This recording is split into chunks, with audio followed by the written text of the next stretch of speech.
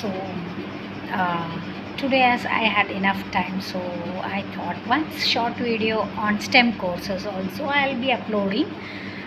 STEM course is you all know only about engineering and all that, right? So STEM course has four different things. STEM, STEM. Okay. S is science, T is technology, E is engineering, and M is medical. Okay, so these are the courses, not medical, sorry, mathematics. So STEM stands for science, technology, engineering, and mathematics, and refers to any subject that falls under these four disciplines. Okay, so there are also dozens of alternative versions of STEM, such SMET, etc. But STEM is by far mostly used one. Second to STEM comes STEAM, STEAM. In here added A, okay, that is STEAM. Here A is for arts. But because this particular section does not deal with arts, this section we are discussing only about STEM. We will not be arts. It's a wide range. Okay, so that will be studied later, especially. So this course, that is course subjected to STEM, I'll be saying some more points in future videos also.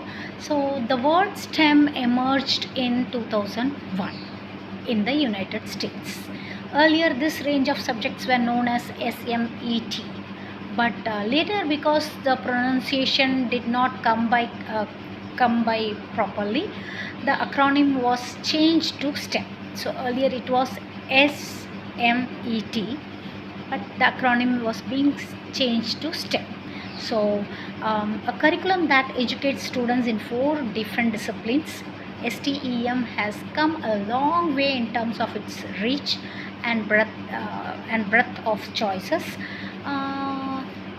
that are available now compared to early times. Okay, so from even before the industrial revolution, the STEM courses have driven the economy and will likely to do so more in years to come.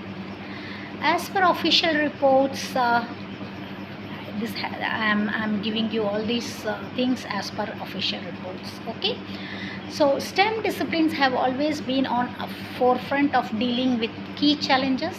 Areas such as mobile and online learning, 3D printing, to the Internet of Things, IoT, artificial intelligence are providing just the right kind of development. Okay, it's said that 70% of top paying jobs in the world require highly skilled STEM graduates. The number of students showing interest in science and mathematics has increased as much as the number of educators in the field. We all know even in Kendra Vidyalayas, science and mathematics is given more importance. But as per NEP 2020, there is going to be a vast change in future system of education. So presently I am talking based on the present situation.